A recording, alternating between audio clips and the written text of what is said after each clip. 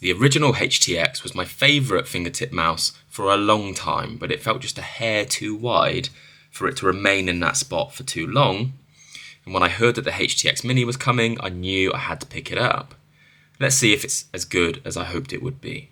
So when compared to the early batch original HTX, the HTX Mini is leagues better in terms of quality, and I've always felt like the original HTX button implementation felt a bit clumsy and dull, but the buttons on the HTX Mini release are perfect. They're crispy, they're light, they're very satisfying to use. They're some of the best buttons I've used on a mouse so far.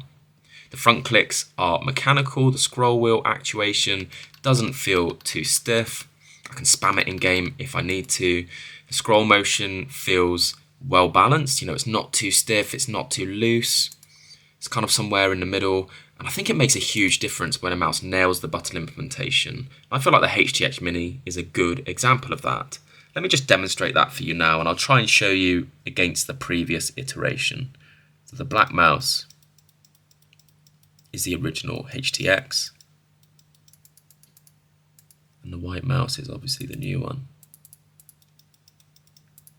These ones feel like there's a lot more travel, and they're a lot less snappy in the response. These ones are an immediate response. There's much less travel in the clicks, extremely well dialed in. And it's the same for all of the other buttons as well. In terms of coating, the mouse just doesn't have one, and as far as I know, G-Wolves have never used one on any of their mice in the past.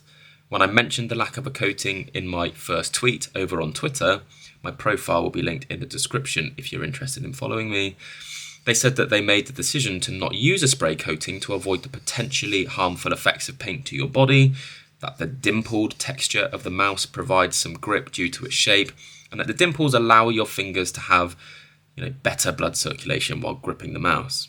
And while I don't debate the legitimacy of those claims, the reality of no coating is a very inconsistent grip on the mouse, and I feel like the grip tape provided in the box is necessary for a comfortable gaming experience.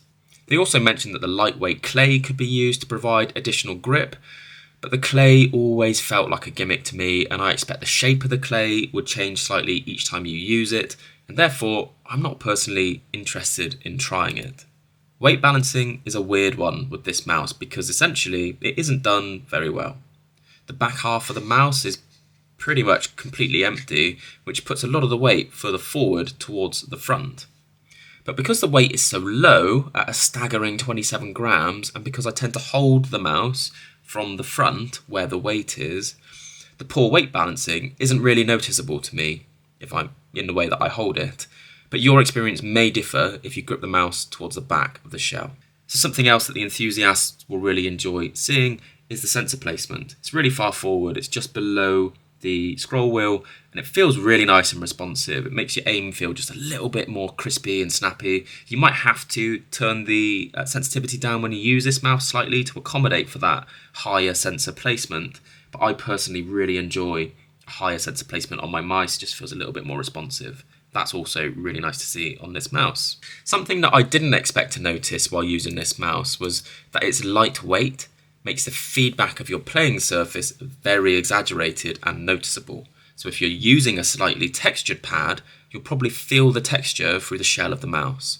And I guess this is because the mouse doesn't have enough mass or density to absorb the texture on contact, so you get that feedback through your fingertips. It's quite nice, actually. I really like it, but I wanted to mention it. Something else that's really good about the later G-Wolves releases is their cloud software. So you just have to navigate to the website, plug your mouse in, change your settings on the website. You don't have to download anything to your computer. You can do everything online and then unplug it, and then you're done. It's all saved to your device, and you don't have to, keep that thing rolling in the background like you do with like the Razer Synapse and the Logitech stuff that just keeps sort of burning up space on your computer. One more thing that I noticed was that the shell being completely open underneath means that when you're playing on a hard surface like the Kinect or the SP004, it increases the sound of the pad because the sound reverbs through the shell. At least I've noticed a difference in sound profile when using the HTX Mini compared to using bigger mice on the same pads with the same feet. So G-Wolves have made some alterations to the HTX shape with the HTX Mini, and I'll share those with you now. The first one was an issue I had with the original HTX, and I actually only had one USB cable that would fit into the original HTX sort of charging port because of the channel that they put in, which led to the port itself.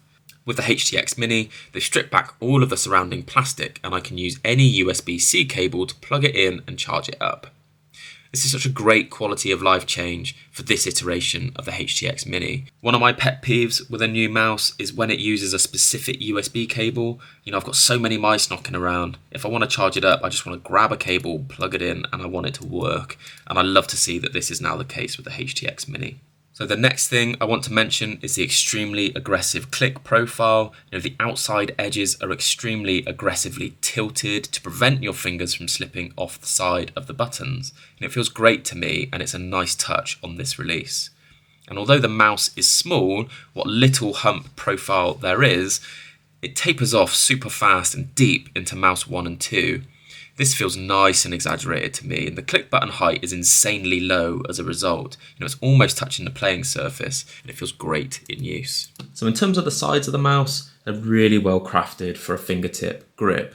I guess they'd probably work for you if you had small enough hands for a claw grip too, but in terms of fingertip grip, it has everything I need. It has really big fat back end, which gives you a nice sort of comfortable area for your fingers to rest into. Really thin in the waist, well, they're not that thin, but just thin comparatively to the back, and then it flares out subtly towards the front. Also, you'll notice there's like a taper, so the sides of the mouse are angled so that you can rest your fingers in there and get some nice sort of purchase on the sides.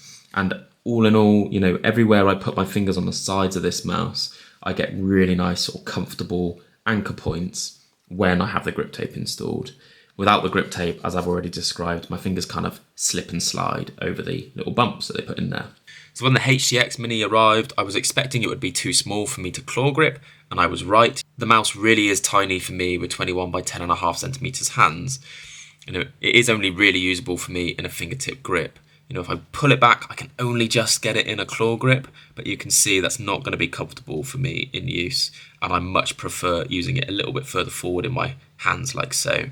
Because of the extra low weight and the low button height, I find it feels very aggressive in my hands. And if I'm honest, it's a really nice mouse for me because it's so tactile in my hands. This is my ADHD kind of tendencies coming out now, but I'm easily distracted, and I'm the kind of person that fidgets like an idiot all day. And the aggressive, fun and dimpled shape of the HTX is something that I enjoy feeling in my hands, and it keeps me focused and locked in during my play sessions.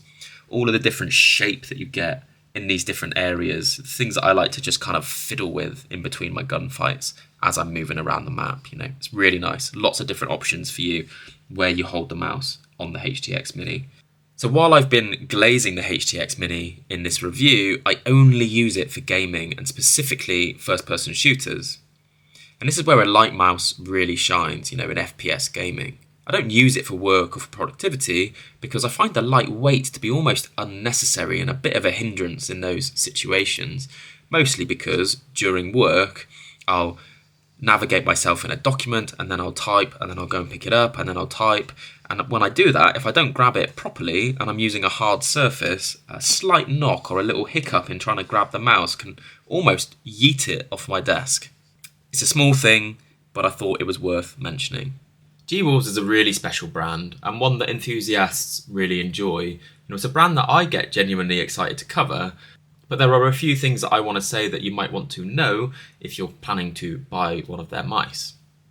Wolves are really powerful innovators.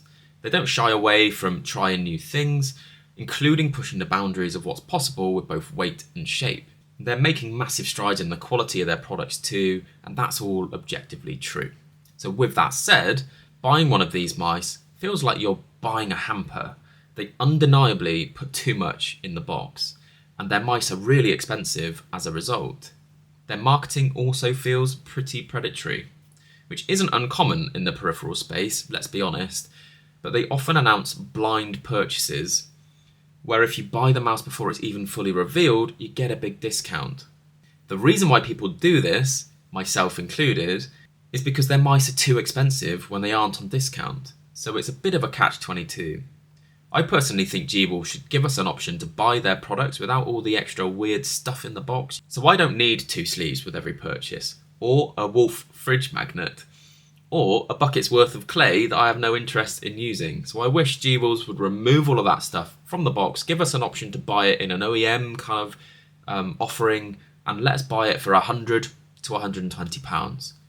Their mice are very expensive at the moment if you buy them full price, not on sale. Also, use my affiliate code if you want to buy one, and it will save you a little bit of money, and it'll give me a couple of quid back as well, which might help me recover the cost of my HTX Mini. Thank you if you use it.